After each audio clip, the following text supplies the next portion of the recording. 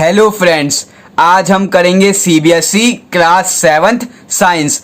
आज हम साइंस का chapter 5 acids base and salt को अच्छी तरह से समझेंगे और उसके नोट्स बनाएंगे। एसिड्स बेस एंड सॉल्ट को समझने से पहले हम सबसे पहले देखते हैं कि व्हाट इज सब्सटेंस। सब्सटेंस क्या होता है? सब्सटेंस मतलब क्या होता है? पदार्थ, कुछ भी पदार्थ, जैसे कि लेमन हो गया, टेमरिंड हो गया, कॉमन सॉल्ट हो गया, शुगर हो गया, विनीगर हो गया। विनीगर मतलब सिरका और टमरिंड मतलब इमली। कुछ भी चीज, प्रोडक्ट्स, पदार्थ, उसे क्या बोलते हैं हम? सब्सटेंस। और जैसे इन सब के टेस्ट कैसे होते हैं? किसी का टेस्ट होता है खट्टा, सोर, किसी का होता है कड़वा, बिटर, किसी का टेस्ट होता है मीठा, स्वीट, किसी का टेस्ट होता है सॉल्टी, नमक। मतलब इन सब के टेस्ट अलग अलग होते हैं, लेकिन ये सब क्या है? एक सब्सटेंस। मतलब अगर हम देखा जाए तो they all are substance. Substance को हिंदी में क्या बोलते हैं? पदार्थ, चीज, कुछ भी। अब इस पूरी यूनिवर्स में 3 तरह के सब्सटेंस होते हैं। कौन कौन से? पहला एसिड, दूसरा बेस, तीसरा salt. Acid, base and salt, ये 3 क्या है? सब्सटेंस है। आज हम क्या पढ़ेंगे? तीनों के बारे में पढ़ेंगे। तो ये 3 क्या है? सब्सटेंस। इसलिए आपको सब्सटेंस समझना जरूरी था।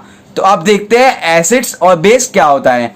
Difference between acids and base, ये वाला क्वेश्चन बहुत इंपॉर्टेंट है और 2 नंबर का, 3 नंबर का, 1-1 नंबर के क्वेश्चंस आने की गारंटी इस वाले टॉपिक से बहुत रहती है। मैंने इसको टेबुलर फॉर्म में बना रखा है ताकि आपको समझने में, याद करने में और रिवाइज करने में आसानी रहे। आप हैंड टू हैंड नोट्स बनाते रहिए। और अब देखते हैं एसिड्स और बेस होता क्या है। Acids are sour in test. सोर मतलब क्या होता है? खट्टा। एसिड्स होते हैं वो टेस्ट में कैसे होते हैं? खट्टे होते हैं। और बेस कैसे होते हैं? इस साइड देखा जाए, राइट हैंड साइड में, base are bitter in taste. Bitter मतलब कड़वा। जो बेस होते हैं ना, वो क्या होता है? कड़वे होते हैं टेस्ट में। दूसरा point, they are corrosive in nature. Acids क्या होते हैं? करोसिव होते हैं नेचर के। करोसिव क्या है भैया? गेट करोज, मतलब वो खराब, सड़ जाते हैं। सड़ना मतलब रिएक्शन जल्दी कर जाते हैं। और दूसरी तरफ क्या है? They are not corrosive in nature, ये करोसिव नहीं होते जल्दी। Third point, they are good conductors of electricity, मतलब they allow current to pass through them. ये क्या होते हैं? कंडक्टर्स होते हैं। ये क्या करते हैं? अपने आप, ये अच्छे कंडक्टर होते हैं। ये क्या करते हैं? अपने से करंट को पास करने देते हैं। और बेस क्या होता है? They are bad conductor of electricity, ये अपने आप से करंट को जाने नहीं देते। मतलब ये क्या है? इंसुलेटर। अब फोर्थ पॉइंट क्या है? दे आर नॉट सोपी टू टच, ये छूने से, सोपी मतलब क्या? साबुन जैसे छूते हैं ना, चिकनापन, तो एसिड्स नहीं होते। और बेस क्या होता है? दे आर सोपी टू टच, ये क्या होता है? छूने में सॉप होते हैं, मतलब साबुन की तरह चिकने होते हैं। क्या क्या पॉइंट्स पढ़े, एक बार जल्दी से रिवाइज करते हैं। Acids are sour in taste, whereas base are bitter in taste. They are corrosive in nature, they are not corrosive in nature. They are good conductors of electricity, they are bad conductor of electricity. They are not soapy to touch, they are soapy to touch. They are the 4 difference between acids and base. ये बहुत important question है, इसे जरूर कर लेना। ठीक है, अब हम करते हैं अपना नेक्स्ट टॉपिक। अब हमें पता लग गया कि एसिड्स के टेस्ट क्या होते हैं भैया? सोर होते हैं, मतलब खट्टा। और बेस का क्या होता है? बिटर, कड़वा। अगर मैं आपसे एक सवाल पूछूं जैसे कि हमें पहचानना है किसी का एसिड हो या किसी का बेस हो, तो हम क्या सबका टेस्ट कर सकते हैं? हाँ भैया कर सकते हैं। लेकिन कोई एसिड्स, या मैं कहता हूँ मैक्सिमम एसिड्स जो होते हैं वो डेंजर होते हैं। अगर हमने उसको हाथ से छुआ, सोपी से चिकनापन देखने के लिए, तो हमारे हाथ की स्किन को वो दर्द कर चला सकता है, पेन कर सकता है। अगर हमने अपने टंग में लिया तो हमारी जीभ को जला सकता है, छाले पड़ सकते हैं। तो this is not a correct method to check whether the substance is acid और बेस। मतलब ये टेस्ट करने से, छूने से हम एसिड और बेस का पहचान कर सकते हैं, लेकिन ये हर एसिड और हर बेस में नहीं होता, क्योंकि they are harmful for us. तो इसके लिए हम क्या करें पहचानने के लिए एसिड है या बेस? इसके लिए हमारे लिए बनाया है इंडिकेटर्स। क्या बना रखा है? इंडिकेटर्स। अब ये क्या होता है? It is a special type of substances. ये क्या होता है? एक स्पेशल टाइप होता है सब्सटेंस का, विच आर, जो किसमें यूज होते हैं? To test whether a substance is acidic और बेसिक। मतलब इंडिकेटर क्या है? एक ऐसा सब्सटेंस है जिससे हम पता कर सकते हैं कि वो बेसिक है या फिर एसिडिक। कौन कौन से इंडिकेटर्स होते हैं, जैसे टर्मरिक हो गया, टर्मरिक मतलब हल्दी, लिटमस हो गया, चाइना रोज हो गया और many more, they all are indicators. अब हम देखते हैं हमारे पास इंडिकेटर्स कितनी तरह के हैं और नेचुरल इंडिकेटर कौन कौन से हैं हमारे में। तो पहला क्या है, litmus, they are the most common indicator. पहला क्या है, लिटमस, ये आपने बहुत बार नाम सुना होगा अपने केमिस्ट्री वाले लैब सर से या अपने साइंस वाले टीचर से। आप लिटमस क्या होता है इसके बारे में अच्छे से पढ़ेंगे। It is the most commonly natural indicator, ये क्या है, मोस्ट काफी जगह यूज करने वाला चीज है, इंडिकेटर है, to check whether the substance is acidic और बेसिक। दूसरा, लिटमस जो है कहां से एक्सट्रैक्ट होता है, लिचिन से। लिचिन क्या है, एक पेड़ है, वो उससे निकलता है। इट इज एक्सट्रैक्टेड फ्रॉम लिचिन, ये इंपॉर्टेंट पॉइंट है, कहां से निकलता है लिटमस, लिचिन से। It has a purple colour in distilled water, इसका डिस्टिल्ड वाटर में कौन सा कलर होता है, पर्पल। अब डिस्टिल्ड वाटर क्या होता है, अशुद्ध पानी, समझ गए। अब फोर्थ पॉइंट क्या है, इट इज अवेलेबल, ये केस में अवेलेबल है इन the form of solution and strips of paper, जिसे क्या बोलते हैं हम, लिटमस पेपर।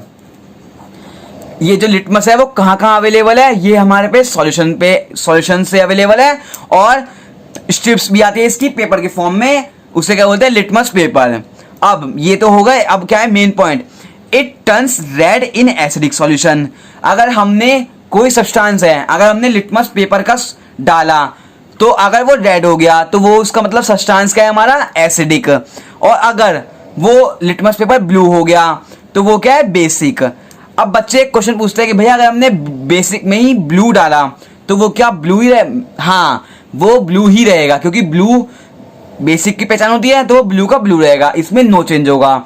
मतलब कोई भी लिटमस पेपर अगर रेड हो जाए तो क्या है वो एसिडिक सॉल्यूशन, और अगर ब्लू हो जाए तो क्या है, बेसिक सॉल्यूशन।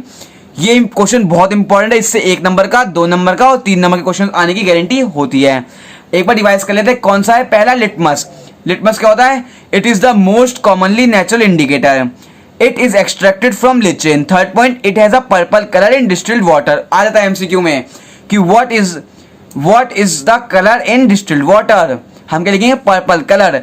फोर्थ है, it is available in the form of solution and strips of paper known as litmus paper.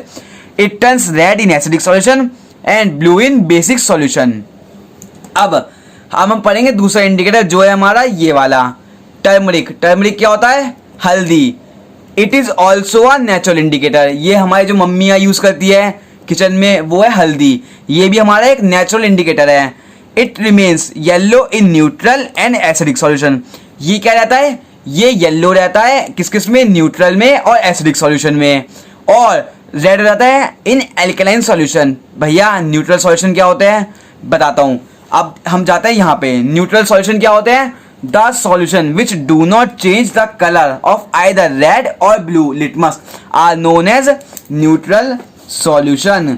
अब जो लिटमस पेपर में अगर कलर चेंज ना हो, मतलब रेड से रेड ही रहे, ब्लू से ब्लू रहे, तो ना वो एसिडिक है ना वो बेसिक, तो वो क्या है, न्यूट्रल। मतलब एक होता है लो, मिडल और एक होता है हार्ड, तो वो है मिडल वाला, ये है neutral solution. There substance are neither acidic nor basic, जो ये न्यूट्रल सॉल्यूशन होता है या सब्सटेंस होता है, ये ना ही एसिडिक होता है ना ही बेसिक होता है, ये क्या होता है, न्यूट्रल होता है, ना है एसिडिक ना बेसिक। तो इसमें क्या होता है कि लिटमस पेपर वैसे ही रहता है, अगर आपने रेड को ड्रॉप करा तो वो रेड ही रहेगा, ब्लू को करा तो ब्लू रहेगा, उसे क्या बोलते हैं, न्यूट्रल सॉल्यूशन। अब हम बैक वापस आते हैं अपने टॉपिक पे। टर्मरिक वो क्या होता है, वो येलो रहता है किस किस में, एसिडिक में और न्यूट्रल में। अगर कोई सब्सटेंस हमारा एसिडिक है या न्यूट्रल है तो वो, अगर हमने टर्मरिक का सॉल्यूशन पानी बना के डाला या उसका सिर्फ हल्दी डाली तो वो येलो ही रहेगी। लेकिन वो कब रेड होगी, जब वो एल्कलाइन सॉल्यूशन में होगी। एल्कलाइन सॉल्यूशन क्या होते हैं, पानी बेस में पानी मिलाओ तो क्या बनते हैं, एल्कलाइन सॉल्यूशन। इसको हम फर्दर क्लास में अच्छे से पढ़ेंगे, बस आप इसको याद कर लीजिए कि it turns red in alkaline solution. हमारे पास एक इंडिकेटर और है, उसका नाम क्या है, चाइना रोज, गुड़ल, इसे क्या बोलते हैं, गुड़ल हिंदी में। तो चाइना रोज क्या होता है, it turns dark pink, magenta colour होता है किसमें, एसिडिक सॉल्यूशन में। मतलब एसिडिक सॉल्यूशन में चाइना रोज का कलर क्या हो जाता है, डार्क पिंक हो जाता है, मतलब मैजेंटा कलर। आप ये भी लिख सकते हो, आप डार्क पिंक भी लिख सकते हो। और वो ग्रीन हो जाता है बेसिक सॉल्यूशन में। सिर्फ हमें बस ये याद रखना है वो कब कब क्या चेंज करता है। अगर हमारे पास डार्क पिंक हो जाए तो हमारे पास सॉल्यूशन कौन सा है, एसिडिक है, और अगर ग्रीन हो जाए तो हमारे पास सॉल्यूशन क्या है, बेसिक है। अब हमारे पास एक और इंडिकेटर है, उसको बोलते हैं रेड कैबेज। हाँ जी, रेड कैबेज। ये क्या होता है? ये अगर रेड है हमारा तो क्या है? एसिडिक सॉल्यूशन है। लिखा है it turns acidic solution to red. ये क्या है? एसिडिक सॉल्यूशन में रेड कैबेज क्या रहता है? रेड हो जाता है। एंड और ब्लू बेसिक सॉल्यूशन में क्या होता है? वो ब्लू हो जाता है। मतलब अगर हमारा रेड कैबेज ब्लू हो जाए तो सॉल्यूशन कौन सा है? Basic solution. Very good. ये हो गए हमारे नेचुरल इंडिकेटर अराउंड अस। कौन कौन से है हमारे पास इंडिकेटर्स? पहला लिटमस, दूसरा टर्मरिक, तीसरा China rose, fourth red cabbage. They all are natural indicators. वैसे हमारे पास बहुत सारे इंडिकेटर रहते हैं, लेकिन नेचुरल इंडिकेटर बेसिकली ये चार होते हैं। अब हम पढ़ते हैं अपना नेक्स्ट टॉपिक जो है न्यूट्रलाइजेशन। ये भी इस चैप्टर का मोस्ट इंपॉर्टेंट टॉपिक है, न्यूट्रलाइजेशन। ये क्या होता है? सुनने में थोड़ा नया वर्ड है, भारी वर्ड है, लेकिन जैसे समझाऊंगा समझ जाओगे। द रिएक्शन, सिंपल देखो, जब हम कोई एसिड को और बेस को मिलाते हैं, दोबारा सुनो, जब हम एसिड को और बेस को मिलाते हैं तो उससे सॉल्ट बनता है, पानी बनता है और हीट बनती है। तो इस पूरे प्रोसेस को क्या बोलते हैं? न्यूट्रलाइजेशन। ये मैंने इंग्लिश में लिख रखा है। The reaction between an acid and a base is known as neutralization. मतलब क्या है? जब हम कोई सी भी रिएक्शन, जब हम एसिड और बेस को मिलाते हैं तो वो क्या होता है? न्यूट्रलाइजेशन। और इस प्रोसेस में क्या होता है? Salt and water are produce in this process with the evolution of heat. मतलब प्रोडक्ट तो निकलेगा ही, जब कोई रिएक्शन होती है तो हमेशा कोई ना कोई प्रोडक्ट तो निकलता ही है। इसमें क्या निकलता है? सॉल्ट निकलता है और पानी निकलता है, और निकलती है थोड़ी हीट निकलती है। जब भी एक एसिड और एक बेस को हम मिलाते हैं तो क्या बनता है? सॉल्ट बनता है, पानी बनता है और हीट निकलती है। तो इस पूरे प्रोसेस को क्या बोलते हैं? न्यूट्रलाइजेशन। देखिए मैंने यहाँ समझा रखा है फ्लो चार्ट में। एसिड प्लस बेस जब मिलता है तो क्या बनता है? सॉल्ट बनता है, वाटर बनता है और हीट निकलती है। एक एग्जांपल मैंने दिया आपको, जैसे HCl है। HCl क्या होता है? हमारा हाइड्रोक्लोरिक एसिड। Hydrochloric acid. जब एक एसिड को हम मिलाते हैं किसमें? NaOH में। NaOH क्या है हमारा? Sodium hydroxide. ये क्या है? हमारा एक बेस है। When acid and base mixed, HCl क्या है? Hydrochloric acid plus sodium hydroxide. इन दोनों को मिलाते हैं तो क्या बनता है? NaCl बनता है। NaCl क्या है? Sodium chloride. ये क्या है? एक सॉल्ट है जो हम खाते हैं, खाने में सब्जी में जो डालते हैं वो क्या डालते हैं हम? NaCl। क्या होता है? NaCl, sodium chloride with heat निकलती है, और प्लस क्या निकलता है? पानी निकलता है। तो ये हमारा एग्जाम्पल हो गया। ये बहुत अच्छा है क्वेश्चन है, इसका एग्जाम्पल भी आता है। क्या आता है? What is the example of neutralization and explain the process. तो हमें क्या लिखना है? The reaction between an acid and a base is known as neutralization. In this process, salt and water are produced in the and with the evolution of heat. Example क्या लिखोगे? HCl plus NaOH gives NaCl plus H2O.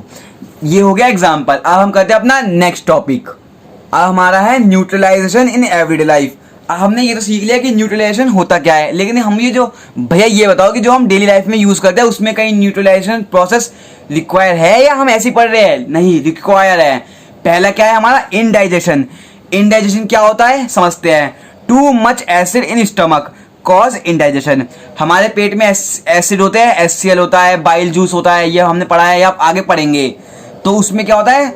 ये हमारा क्या मदद करता है? ये हमारा खाने को पचाने में मदद करता है। लेकिन अगर ये एसिड एक मात्रा से ज्यादा हो जाता है तो ये हमारे पेट को खराब कर देता है। क्या करता है? हमारा इनप्रॉपर डाइजेशन हो जाता है। इसे क्या बोलते हैं? इनडाइजेशन। इसको ठीक कैसे करते हैं? It is neutralise. न्यूट्रलाइज मतलब इसको घोल जाता by taking an antacid. Antacid क्या है? एसिड को बचाते कैसे? एंटासिड से। For example bacteria, anti bacteria, germs, anti germs, मतलब उस जर्म्स को सही करता है वो क्या? एंटी जर्म्स, जर्म्स कीटाणु। लाइक मिल्क ऑफ मैग्नीशिया, मतलब क्या है? फिर समझते हैं इनडाइजेशन क्या होता है? Too much acid. जब हमारे पेट में स्टमक में एसिड ज्यादा हो जाता है, ज्यादा रिलीज हो जाता है तो क्या होता है? इनडाइजेशन होता है। उसको सही कैसे करते हैं? It is neutralized by taking an antacid. हम क्या लेते हैं? एक एंटासिड लेते हैं जो क्या होता है? Milk of magnesia. ये बहुत इंपॉर्टेंट टॉपिक है, वर्ड है मिल्क ऑफ मैग्नीशिया, ये कीवर्ड है। एंटासिड में क्या यूज करते हैं हम? Milk of magnesia to remove acid in our stomach, excess of acid. ठीक है, ये हो गया हमारा इनडाइजेशन। अब हम पढ़ेंगे एंट बाइट्स। दूसरा क्या है हमारा, जब हमें चींटी काटती है, ant bite. When an ant bite, जब हमें एक चींटी काटती है, इट इंजेक्ट्स फॉर्मिक एसिड। जब हमारी एक चींटी काटती है वो कौन सा एसिड हमारे स्किन में देती है, फॉर्मिक एसिड। आगे से याद रखना, जब भी हमारे कोई चींटी ने काटा तो वो कौन सा एसिड देती है, formic acid into the skin. और ये क्या करता है, ये फॉर्मिक एसिड क्या करता है, they cause pain. The effect is neutralized by rubbing most baking soda और कैलामाइन।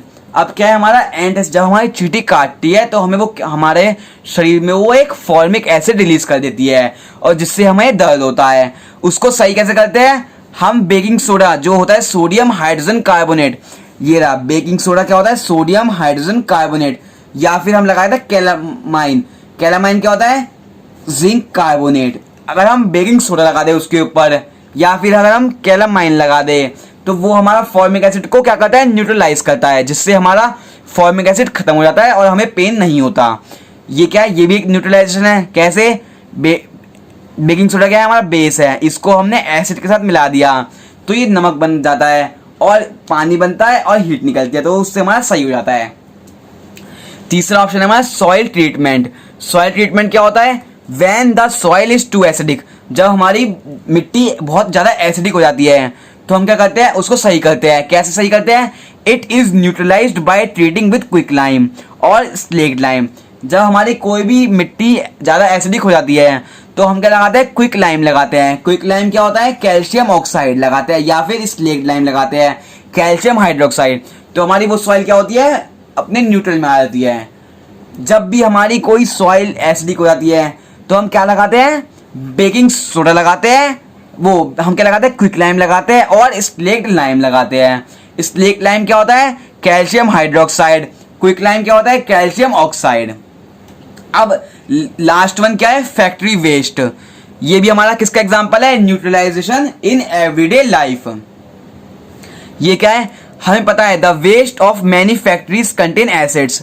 जो वेस्ट होता है काफी फैक्ट्रीजों में या मोस्टली फैक्ट्रीज में उसके अंदर एसिड होता है। और एसिड क्या करता है, वो हमारे क्या छूटता है, वेस्ट हमारा पानी में छूट जाता है। और पानी में कौन रहती है, वाटर बॉडीज रहती है, फिश रहती है, प्लांट्स रहते हैं, तो वो एसिड उनको नुकसान देती है। तो क्या करते हैं, कंपनियां करती है उसको वेस्ट को पहले न्यूट्रलाइज कर देती है, वो उसमें से जितना भी एसिड है उसको अलग करती है और गंदे पानी को छोड़ देती है हमारे नदियों में, समुद्र में। यही चीज लिखी है पूरे पैराग्राफ में, the waste of many factories contain acid. जो फैक्ट्रीज में क्या होता है, एसिड होता है। They are very harmful for the water bodies, वो क्या होते हैं, खतरनाक होती है किसके लिए, वाटर बॉडीज के लिए। The factory waste are therefore neutralized by adding basic substance.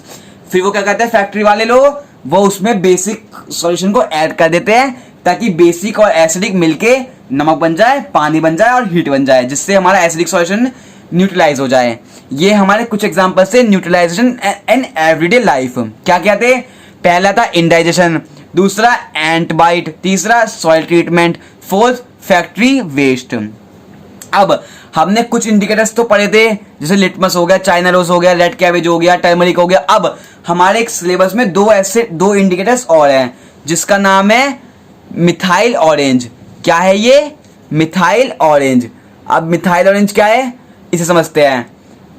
It gives pinkish red colour with acidic solution. जब अगर कोई भी हमारा सॉल्यूशन एसिडिक है तो वो कौन सा कलर देगा, पिंकिश, पिंक देगा, वो भी कौन सा, पिंक, रेड कलर देगा। और अगर हमारा सॉल्यूशन बेस है तो वो कौन सा कलर देगा, येलो कलर देगा। बस हमें ये याद करना है कि कब एसिडिक है तो वो क्या देगा, पिंकिश रेड कलर देगा, और बेसिक है तो क्या देगा, येलो कलर देगा। अब दूसरा है हमारा फिनोफ्थलीन। क्या है, फिनोफ्थलीन, प्रोनाउंस करो मेरे साथ, phenolphthalein, phenolphthalein. This is the pronunciation में बहुत दिक्कत होती है तो इसलिए दोबारा बोलो, फिनोफ्थलीन। ये क्या होता है, ये एक एसिड होता है, बेस इंडिकेटर होता है। ये क्या होता है, कलरलेस होता है, किसमें, एसिडिक सॉल्यूशन में ये होता है, कलरलेस होता है। एंड पिंक कलर किसमें होता है, ये एल्कलाइज सॉल्यूशन में होता है। ये सिंपल याद करना है, मैंने नोट्स बना दिए। और अब पढ़ेंगे लास्ट टॉपिक जो है सॉल्ट्स। सॉल्ट्स क्या होता है, ये एसिडिक भी हो सकते हैं, ये बेसिक भी हो सकते हैं और न्यूट्रल भी हो सकते हैं। सॉल्ट जो है कुछ भी हो सकता है, डिपेंड अपॉन हम कौन सा सॉल्ट लेते हैं।